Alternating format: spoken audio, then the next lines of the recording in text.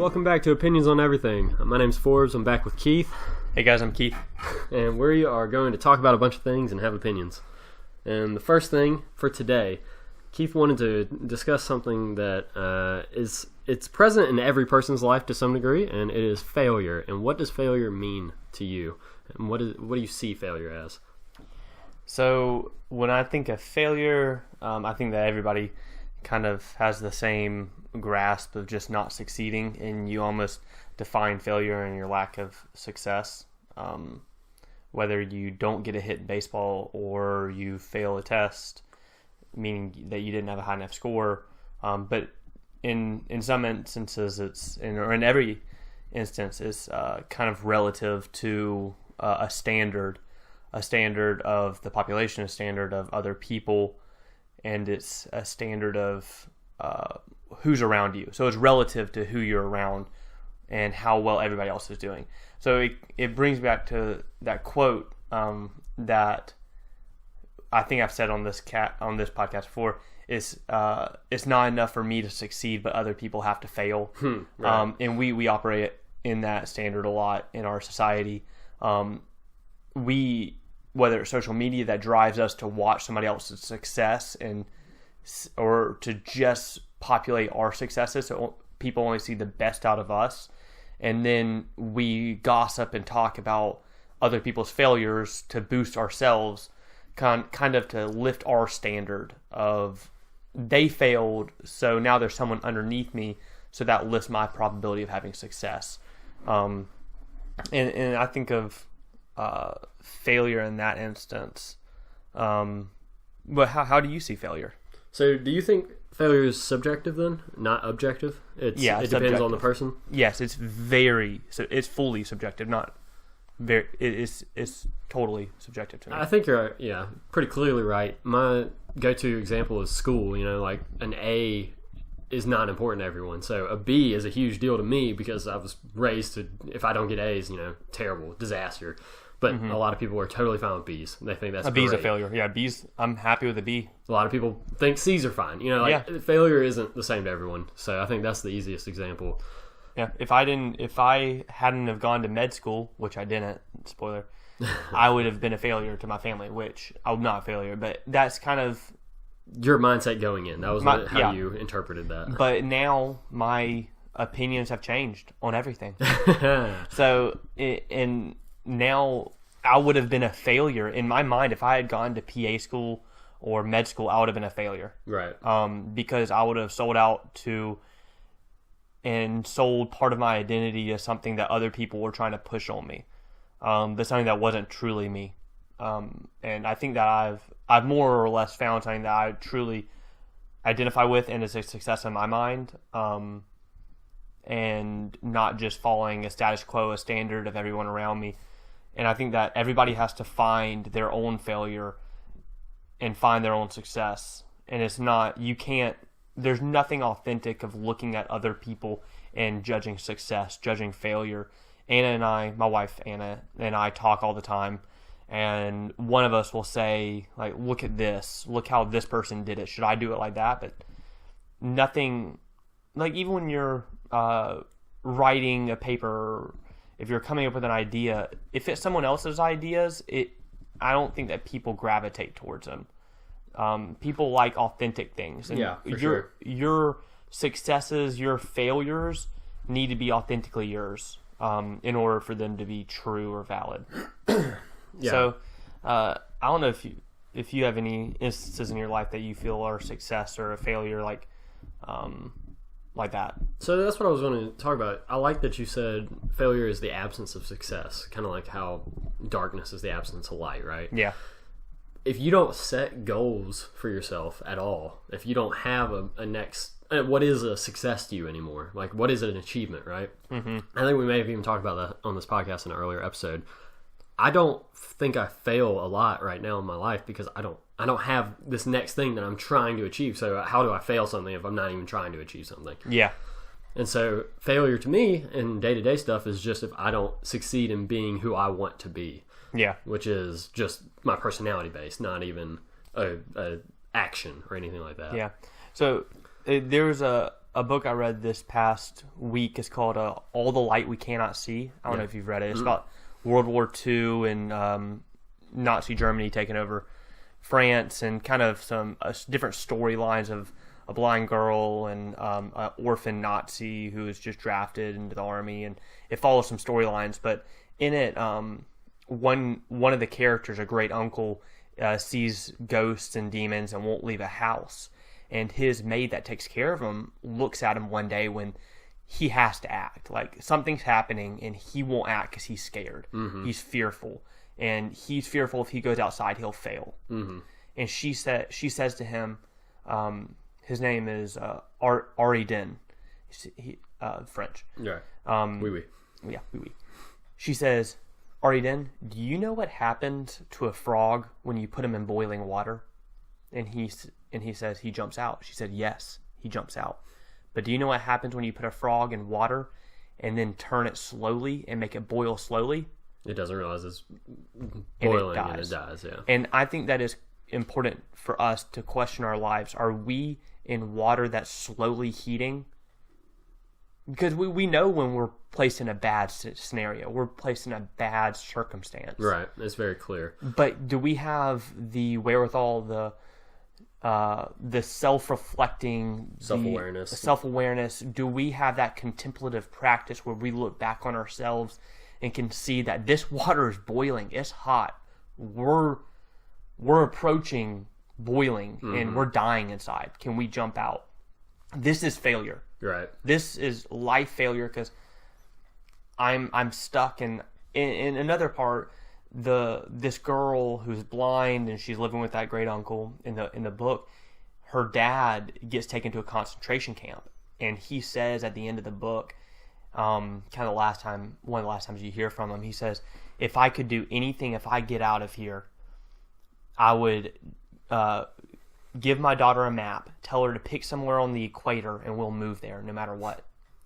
And it's beautiful because when he lived in Paris, he didn't want to leave, but because he had a job, he had things that tied him down. Right. But once all that was stripped from him, he didn't want that anymore.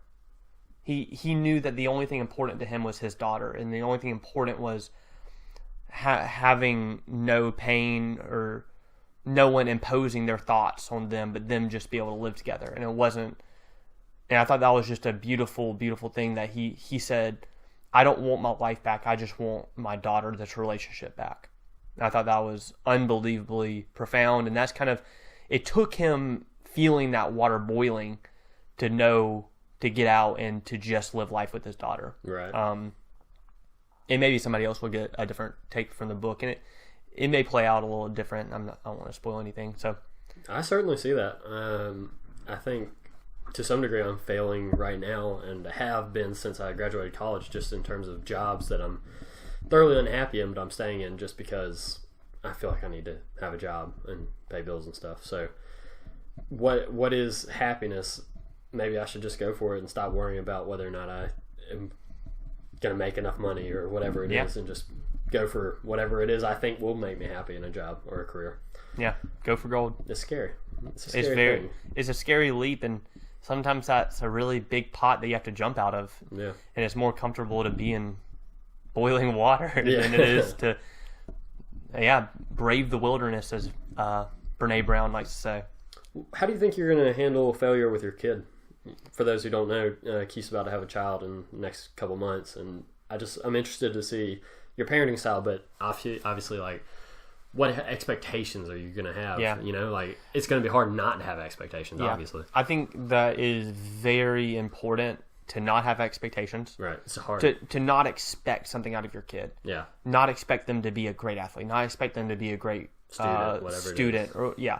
Allow them to explore their own likes and not expect it, but just nurture, facilitate. I want to. My main goals with having a kid are to be really truthful with my words to them, be honest, impeccable with my words, and have almost a honesty with every word, and be intentional with everything I say to them. When I feel like I love them, I tell them I love them. Not to try to beat around a bush, but just to be authentic with everything I say, and then not to expect. I think that will help a lot. I know that every child can point out every flaw in their parents. I know I can. Yeah. We've talked about on the show. It's hard. Parenting's a complicated thing. And I think that is my thought of success in parenting is, did the kid feel safe in the house? Did the kid have its basic needs provided for? Right. If I can do that for my kid, if they can feel safe, or they have a place to grow, a place to turn from a bud of a flower to a blossom and actually come into themselves, and learn. It's not gonna work. Yeah, learn more about themselves and that they have a place to grow. Then I've done my job, and everything else is just icing on the cake. But I'm going to fall short. Sure, everyone does. We all will have that failure, but it really is subjective. It's relative. If I see it as failure, then I'm a failure, but I won't see it as failure. I'll just see it as a place to grow. I think that's the only thing you can do, but yeah. I think it's going to be fun. I don't know the best way to move forward with a kid, so that's personally one of the reasons I don't want to have a kid. I'm scared to death of screwing up parenting. And so I think you're going to do a great job, but I'm excited to see it. Yeah, thanks. Yeah. So, was that a story you were telling related to the short story and parable that you wanted to share next, or is no? That's totally different. Yeah, that's different. Okay. So I don't know if anybody in this podcast listening circle, listening group has ever read the book The Alchemist by Don Ruiz. I feel like I've heard of it. It's kind of it's not the one by Paulo Coelho. Yeah, Paulo Coelho. Okay. Paulo Coelho Ruiz, is that his name? It just says Paulo Coelho. But yeah, Paulo Coelho. It's kind of like a play off Don Quixote and that type of Toltec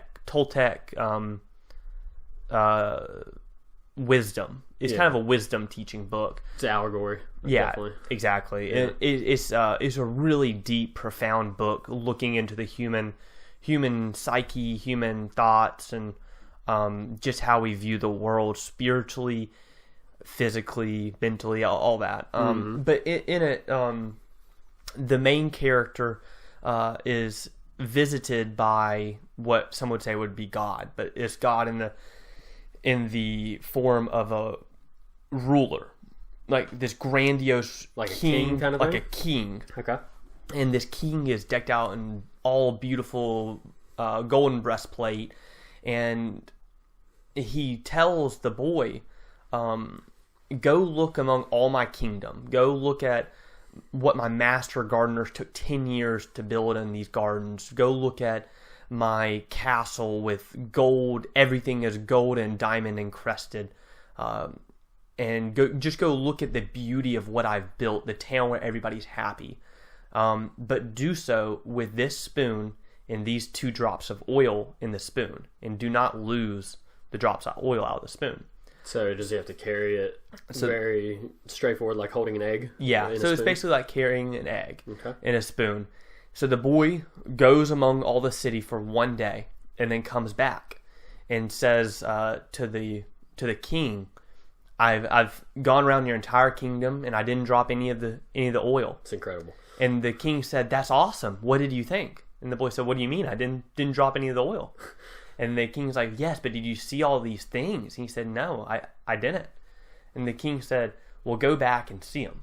So he goes back and he comes. Does he still have to hold the oil? He has the oil the second time. And he comes back to the king and tells the king, it was beautiful, amazing. I couldn't fathom what you've built. You have my wonder has been exceeded. I couldn't imagine it. Truly how grand you are, that kind of thing. And the king said, well, where's the oil? Of course there's no oil. And the king, the wise king, the God figure in the story says, and this is the greatest purpose of life, to take in all that you can take in, everything that you can bring in from everything around you, and not lose your sense, not lose your marbles. That's fun. To not lose your wherewithal of your identity of where your base is. Gotcha. But to take in everything and understand. And I feel that that's an unbelievably great metaphor for my Christian walk of we are in the Southeast, and the more I understand other people's views, the more I take in and understand where they're coming from. But not to lose my oil, my marbles, my identity in love and Jesus. And it's okay to take in other people's ideas, yeah, but you don't have to embrace them as your own. Yeah, and I've been rooted in a Christianity that tells me not to take any of it in.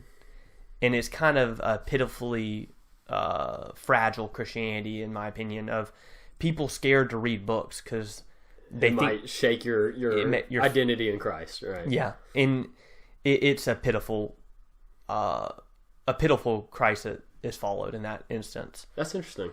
So I loved that story because that's how I felt, and he kind of, when I read it over and over, and I was like, that's exactly how I feel, to take in as much as I can and understand everybody's point of view and see the beauty of the Pacific coast, and to see the beauty of big cities like San Francisco and New York, and to take in the opinions and the cultures, whatever it is, not to be shaken, and to take in the religions that they teach, and to see how they spread love, how they love each other, why they care for each other, but to not be shaken, because I think that you have to have a depth. Mm-hmm. Like a tree sends a root down to its depths to anchor it. You have to have that.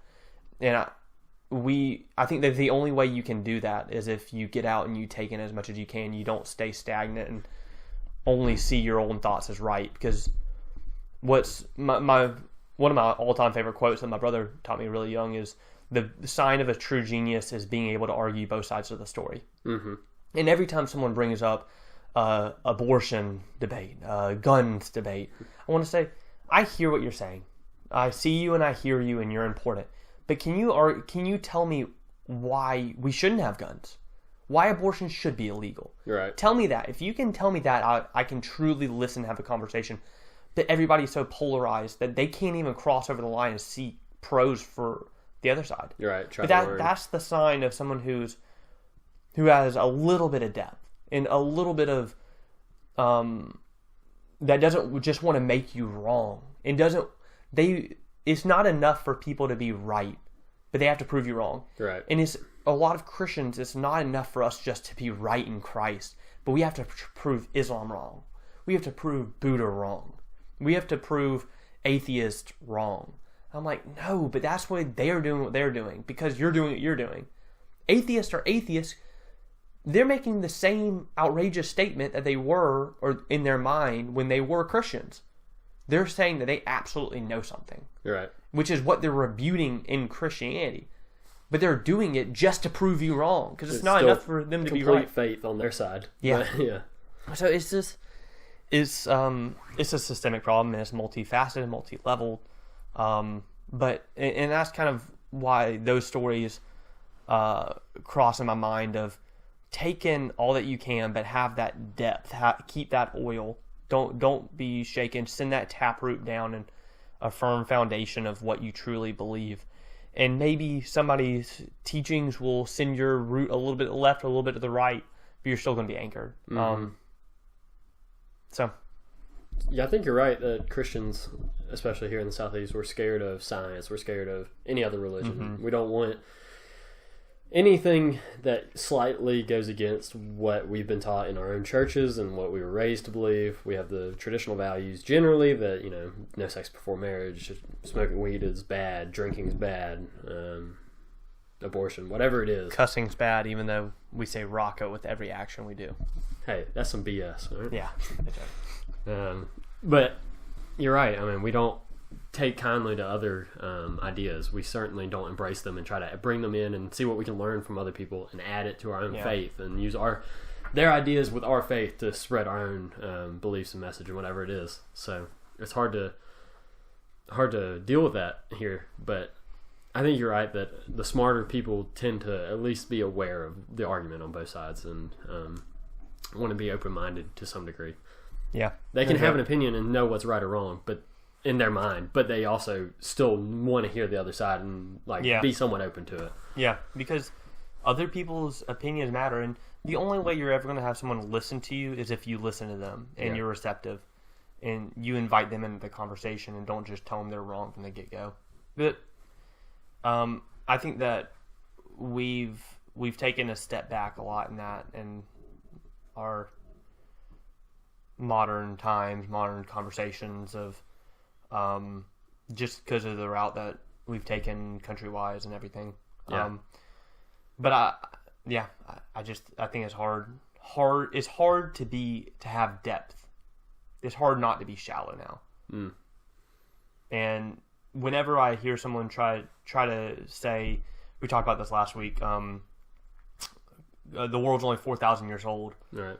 Instead of 4 million. It's like, please just get lost in the wonder of what could happen in 4 million. 4.5 billion. Right? Yeah.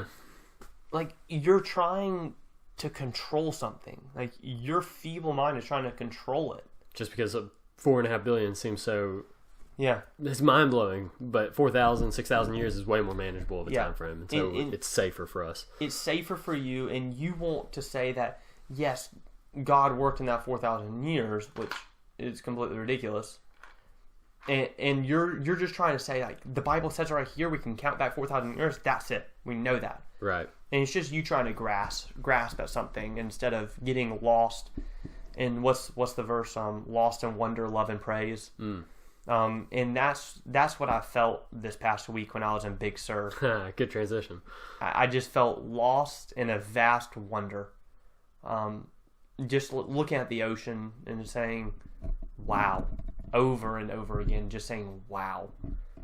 So you and your wife went out to Big Sur, California last week, and you got to do what? You stayed in San Francisco for a night. And... flew into San Francisco, drove down Highway 1, listening to some fun music, everything from Lord Huron to Nathaniel Ratcliffe and the Night Sweats. Okay. I love all their stuff. You got a Jeep, right? Got a Jeep. Had a really good time. Went to Whole Foods and got some peanut butter and banana sandwiches for the week. And we ate good and hiked. Went to waterfalls. Went to a few beaches. Went to Monterey and Carmel by the Sea, which is our least favorite part of the trip. Yeah, what are those? Tell me about them. Monterey is just kind of a touristy, high-end city. Yeah. Carmel is kind of a bougie, high-end city. Bougie.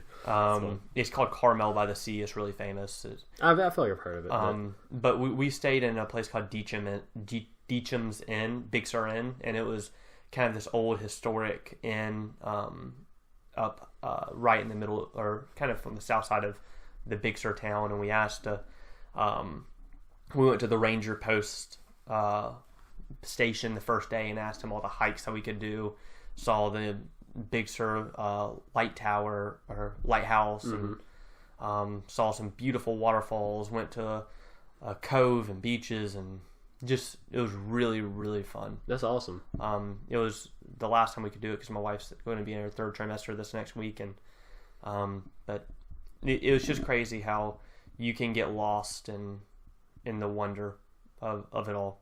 What y'all do in San Francisco for the day that you had? When we were in San Francisco, we did a lot. We went to the Twin Peaks, which overlooks the Golden Gate Bridge. You can see Alcatraz. You can see the bay. We went to Bay 39. I think it's like the Pier 39. Gotcha. Which is a touristy part. We shouldn't have gone there, but we just had to say we've been there. Of course. We just basically drove through, parked the car for 20 minutes and walked around and came back. Went to eat at a amazing all-vegan Mexican restaurant, which was really fun. It's not every day. Anna and I are vegetarian, but we usually prepare vegan meals just because we work for so long, and we think more preparing meals vegan. So it's fun when you get to go to just a vegan restaurant and see how well they can do it. It's like, man, I wish I could do this food like they do. Especially since we don't have restaurants like that here at all. I mean, not very commonly, at least. Yeah, we have one restaurant that really caters a little bit towards vegan, Bear Roots downtown. but that's about it. Yeah. But it was fun, and my favorite part is we rented bikes in Golden State Park and rode around for an hour in Golden State Park. That was the most fun. That and Haight-Ashbury. We ate at the Haight-Ashbury Farmers Market. Had a fun meal, walked and went into the biggest record shop in America. We went to, in the middle of Golden State Park, went to the flower gardens, went to the young art museum, went to the aquarium. We went right outside. Knocked it out. Yeah, we went outside and looked around all those, and it was really, really beautiful. Went and saw like the center of the gardens and rode from one end to the other on our bikes and just had a blast. What were the big things you learned about California being different from here while you were there? It is always a good temperature. Yeah. Always. It has some amazing cliff views and mountain views. It seems to be a lot better than Georgia. Yeah, I feel like we don't have cliff beaches so much. Yeah. We just have sand beaches. But Anna said y'all didn't see much sand when you went to beaches. Mm-mm. It was all rocky and yeah, it was a lot. It was a good bit more rocky, pebbly, but we still lay on that and had a good time. But once the tide goes out, there's sand. Gotcha. And we saw some funny things like the waves come and knock some kids over and like get some families and their towels wet. But that was just good laughter. Right. Beautiful sunset. Saw whales migrating. Saw dolphins playing. Saw otters and with their pups and sea lions on crazy cliffs, or not cliffs, but like little tiny islands with waves crashing all around them, and it was just gorgeous. Went to Point Lobos, which is one of the most beautiful state parks in America. It's like rated super high. Saw some amazing what are the trees that grow on the side of cliffs. Oh. I don't know. Oh, I can't remember the name. But they're cool. Yeah. Apparently, a lot of the new trees, cypress trees, yeah. they grow all on that island. That's cool. The new seedlings do. So, but it was a blast, and I recommend everybody go to Big Sur because it's just that gorgeous. Pictures. We could have just left our cameras at home, because you can't capture how beautiful it is. There's nothing. Just take it in, make it a memory. Just don't worry about the pictures and tourism. Yeah. What would you say about the expense? Was it incredibly expensive in California? Yeah, it was twice as expensive everywhere we were. From between 60 miles south of Big Sur, gas was $6.57 a gallon. Are you serious? Yeah. Oh my goodness. We barely filled any up just to make it back, and gas horrible. Regularly was right under $4. Man. Yeah, it was crazy. And then every meal that we had was twice as expensive.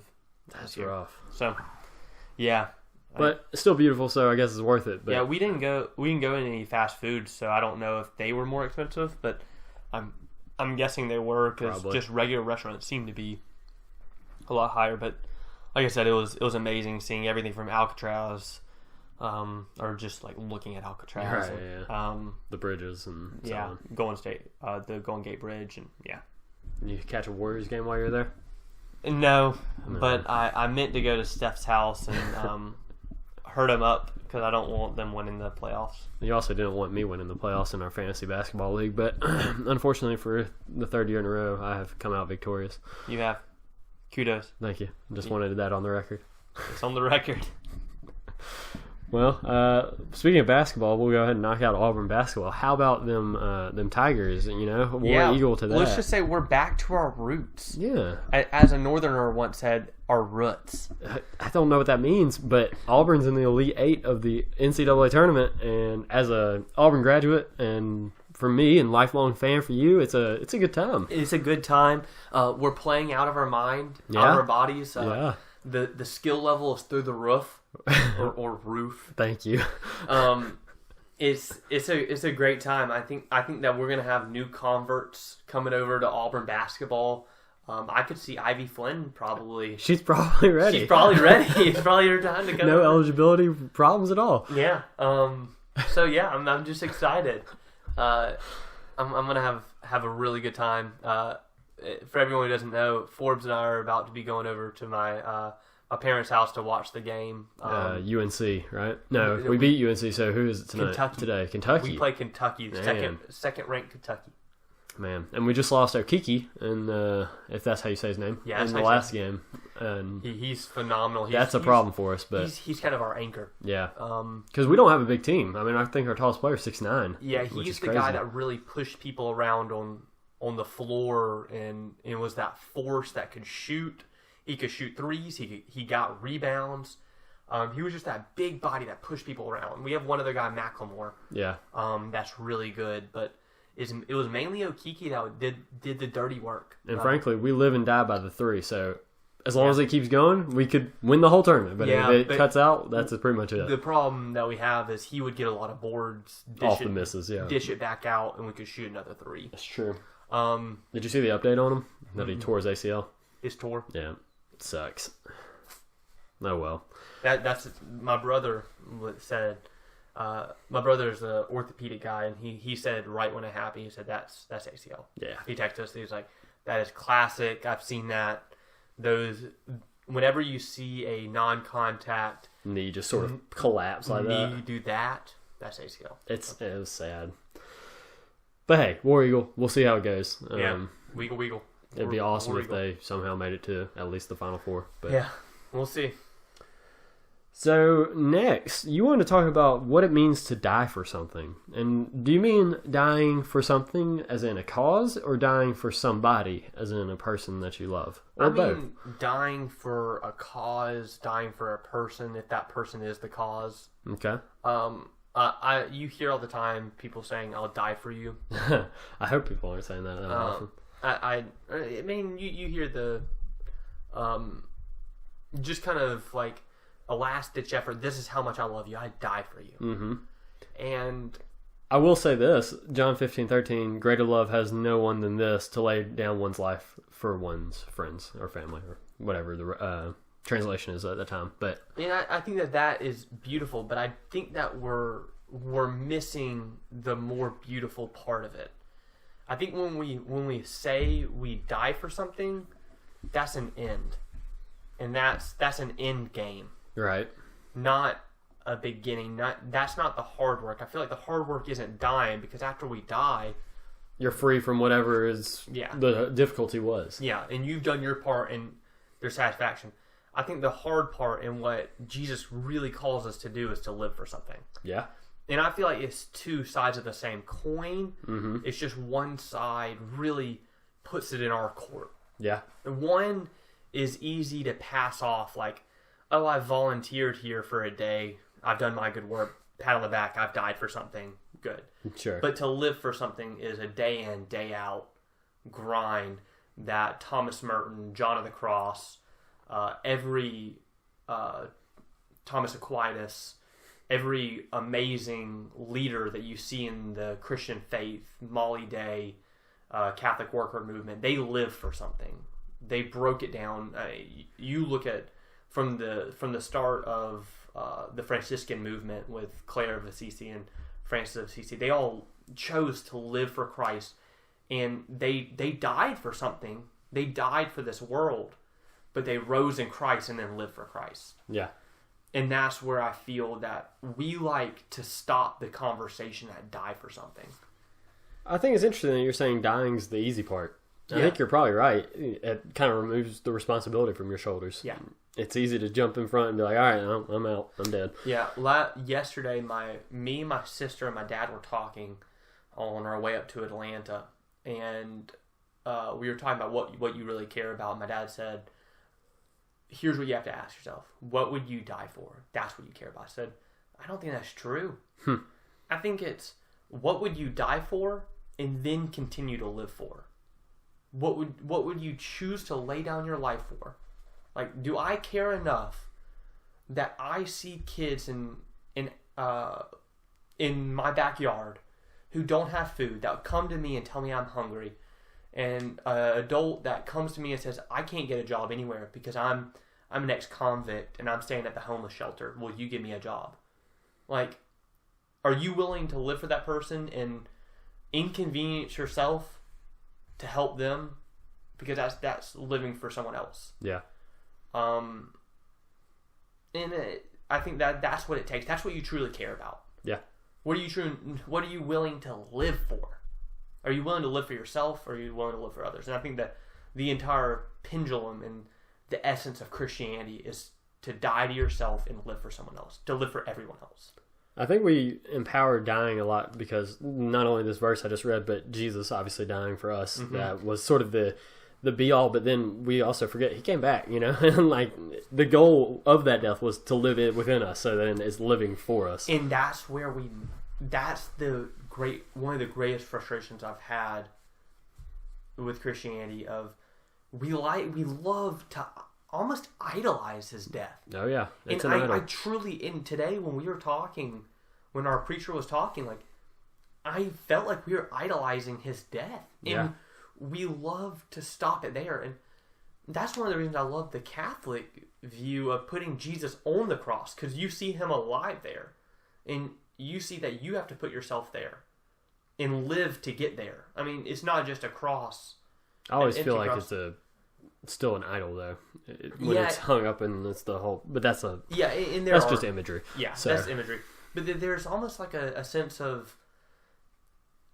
He died for us. He did that. All our sins are washed away. Yeah. But then Christ arose, and Christ is in all of us. And that's what's living. Yeah. So what are we going to live for? And I think that when we solely focus on that Jesus died for us, we're missing the bigger half. It's kind of like looking at the fish and bread miracle, and just saying, wow, Jesus had the ability to multiply those bread and fish.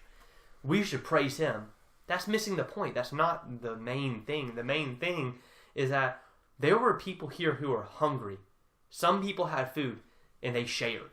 Everybody shared. And they came together as a community.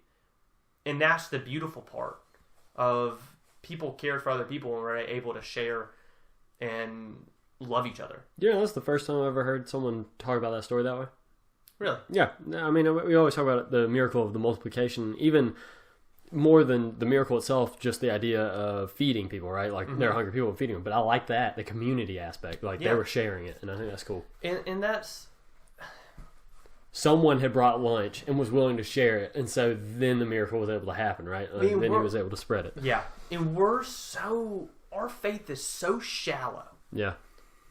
That we try to empower our God. We have to say, our God had the power to walk on water. Our God had the power to make multiple fish out of a few. Like, turned water into wine, You're completely missing it. He had the power to turn water into wine and bring joy to people's lives and have people stay at a party and be around each other. It's the next step. Yeah. It's past the miracle. It's what the miracle does, you know? And I think that's what we're missing. And that's... I don't know if anybody read Leo Tolstoy, who is a Russian... he was a devout atheist and then turned to Christianity when he fell in love with Jesus, and he's written a lot of books like A Gospel and a Brief. That is beautiful work. He wrote War and Peace or Anna Krzezinski. Those are two of the critically acclaimed books. I didn't realize the guy who wrote War and Peace was a Christian.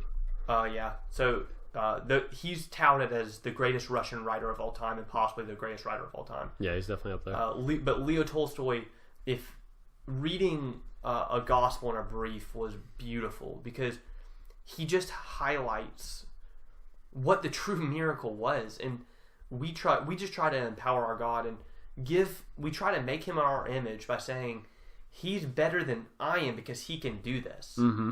But the true miracle is that Jesus inspires people to give to others and to have less and gain the world, to lose themselves and gain their spirit. So yeah, those are my thoughts about that.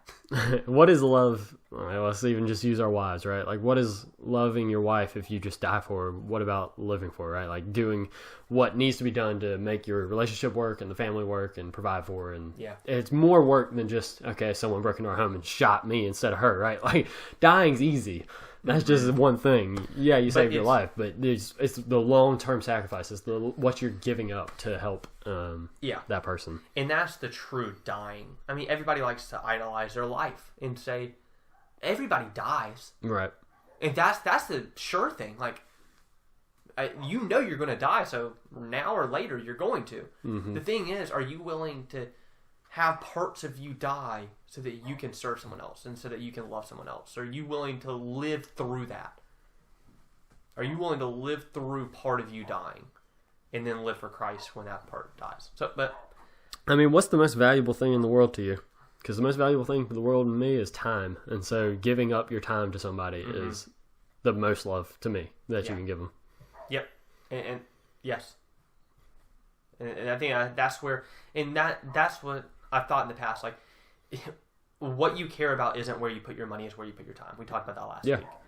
And that's because where you put your time is where you put your life. That's what you live for. Yep.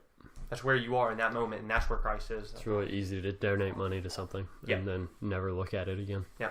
Money comes and money goes. It's ebbs and flows, and people like to hang their hat on monetary needs and where that is, but that's not what you truly care about. What you truly care about is when you spend 40 hours playing with the kids across the street, or because you're investing in their lives, or whatever it is. Yeah, whatever it is. So, I apologize if anyone can hear the dogs barking outside. Both my neighbors have annoying dogs that bark constantly throughout the day. So if you can pick it up, then I'm sorry. Yeah. But just wanted to say that real quick. You got anything else you want to say on dying for something? No, I just think that we need to or living for something instead. Change our thought from dying for something to living for something. I think that dying for something is shallow, but living for something is deep as it gets. Yeah.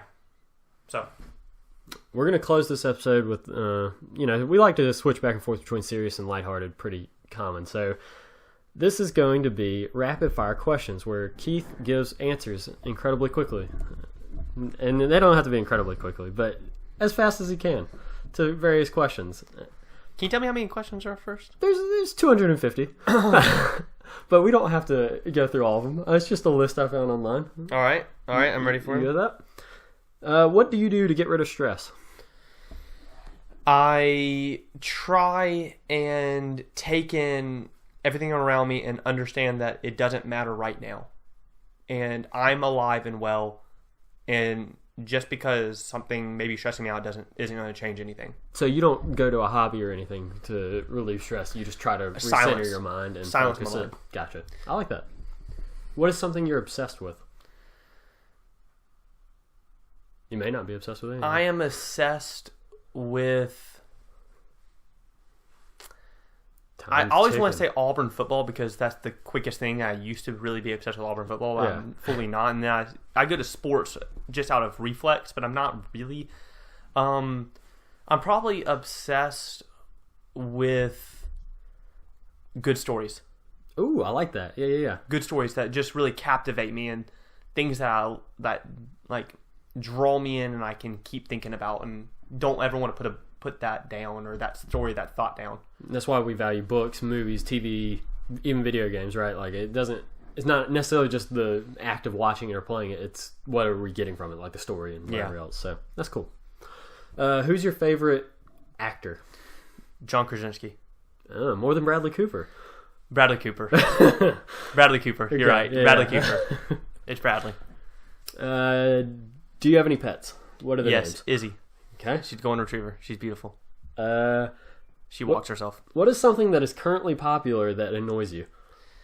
I would probably say my mind just went to pop sockets for some reason. Pop sockets? What's a pop socket? It's like the thing that you put on the back of a phone. Oh, pops out the rings. I love it. That annoys me too. Just looking at them just frustrates me. I'm like, that's going to get caught in my pocket so fast, and I'm just going to be. If you had intro music, what song would it be? It would probably right now be J. Cole, No Role Models.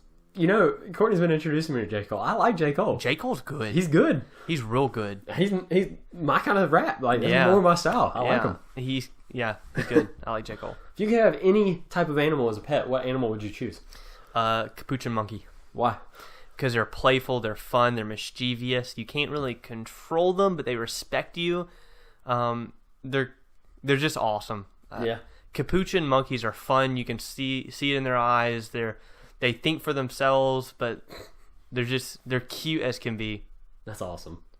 What's your favorite number and why? 5. Why? 5 because not because that's my Enneagram number. Thank you. But because that's kind of like my childhood, from like when I picked a number that I liked from the get-go, before I like picked 27 because that was my dad and brother and sister's number. I picked 5 because I just love that's like the first number that you can really add and multiply and easily off of, and it's just besides 2. 2's even. I don't like even numbers. I like Okay. odd numbers. Yeah, Odds are just kind of odd, you know? Yeah. You just do what you do. It's just things by 5 are fun, and 5 seems like a good quantity. And Crespo was 5, who played for Argentina, and Jeff Baggio. Bagwell?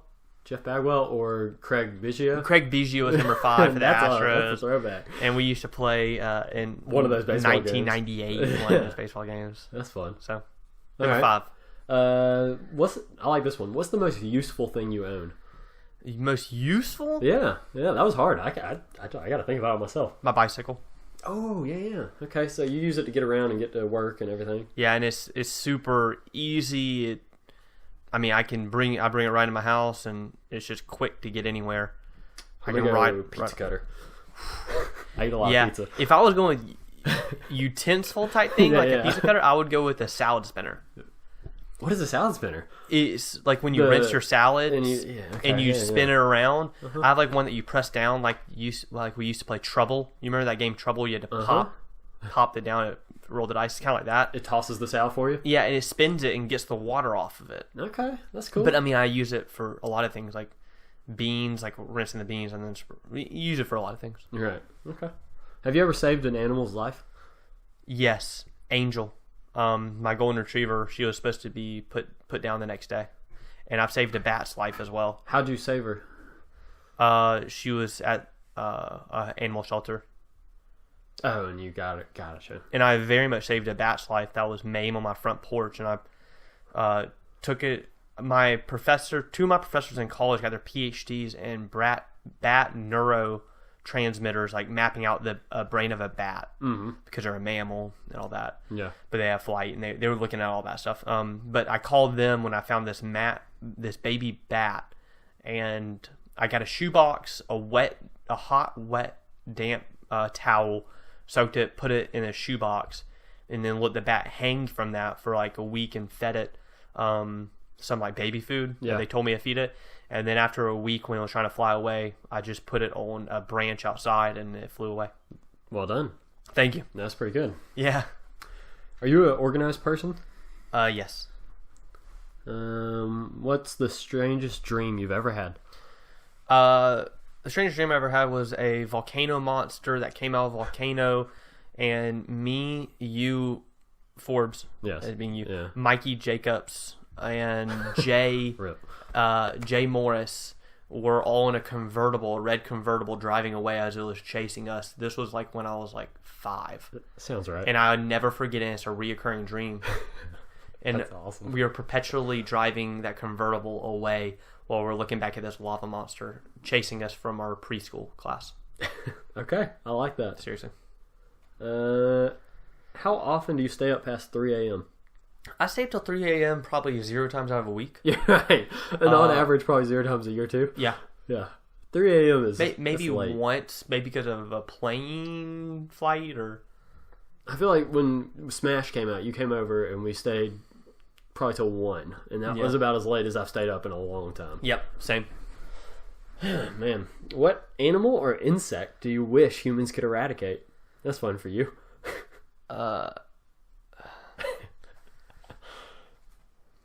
Humans? Great answer.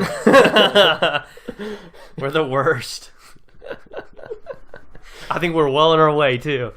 Which is more important, a great car or a great house? Great house. Yeah. Why? It's totally subjective to who has the house to say whether it's great, but that's... Well, yeah. Obviously. You need shelter in order to live. And a great house would be fun and all sorts of Yeah. great, comfortable things. Yeah. Cars aren't really needed. What's the most beautiful place near where you live? The river. Probably the Riverwalk. Yeah. With the island and the rapids. Riverwalk, rapids, River Mills, downtown, all that. Which the Chattahoochee River is disgusting, but it's still pretty sometimes. Yeah, sometimes. What do you bring with you everywhere you go? A wallet and in the past year and a half a pocket knife. That's fun. Got it right here. Just in case. Yeah, just because in my line of work I need it Assassinating people. a lot. Yeah.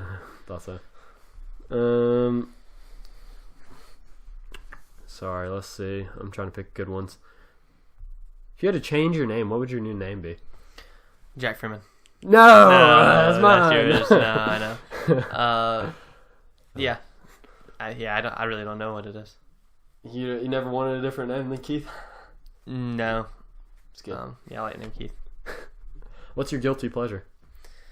I really like to play Fortnite.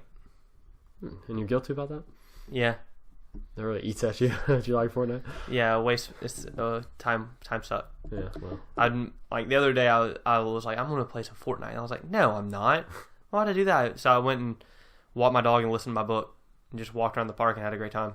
Or walked down by the river, up the river mill behind it, the brand new bridge that they built is gorgeous, and I'm like, this is so much better. Why would I just play Fortnite by myself? You've lost your mind. How often do you curse? Probably 4 or 5 times a day.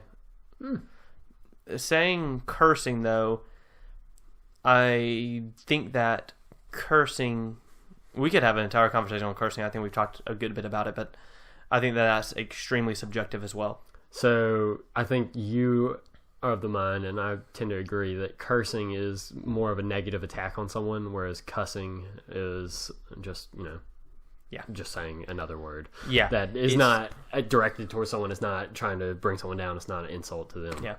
If it hurts somebody, like if I know that they shouldn't be cussed around, or if it like weighs on them, I won't do it. Right. But if it's just playful or repeating somebody, or it doesn't matter. It's when you mean it in your heart and you say F you, not the playful F you, but the real, that we have a problem. But I think that it's blown out of the water. And what's the silliest fear that you have? Silliest fear? Yeah. Are you scared of anything irrelevant and kind of like doesn't make sense that you're scared of that? Ghosts. You believe in ghosts? We've talked about fears on this podcast before, but undecided. Yeah. Spirits, I don't know. They scare you a little bit. Things move sometimes. They shouldn't move. Things turn off, and you're like, really? How did that happen? Like, I'm not saying that they're ghosts, but something spiritually, like something unsettling. Like, now, demonic spirits scare me to death. Hey, I mean, I'm talking like parallel universe type, like something slipped into something else. And part of that spirit is still in that, like, lamp that's in a different parallel universe. I don't know. I've seen some things that I shouldn't have seen. That's a good silly fear you got there. And maybe it's just my mind playing on me. I was too tired. But I feel like I've seen some things like lights that just had no right to come on. Maybe it was faulty wiring, but things that were never faulty, had never been faulty. I don't know. Call me crazy. Crazy. And I think we're going to close with one more. And I want it to be a good one. So let's go with, what makes you nervous? Not scared, nervous. What kind of like, stresses you out? Failure. It all circle. It all connects. What makes me nervous is having to do a lot of work for something that I don't know if I'm going to succeed in. So it is failure to some degree. Yeah. The fear of failure makes you nervous. Yeah, but then I have to calm myself and tell myself, just for trying, just for doing, I'm a success. Just being brave enough to get out there and put yourself on the line and put your thoughts that you care about in action, you're a success. Even if no one else cares. I like it. Okay. Well, I think we're going to close there. Thank you so much for anyone who listens. This has been Opinions on Everything. I'm Forbes, and that's Keith. Thank you. We'll talk to you next week.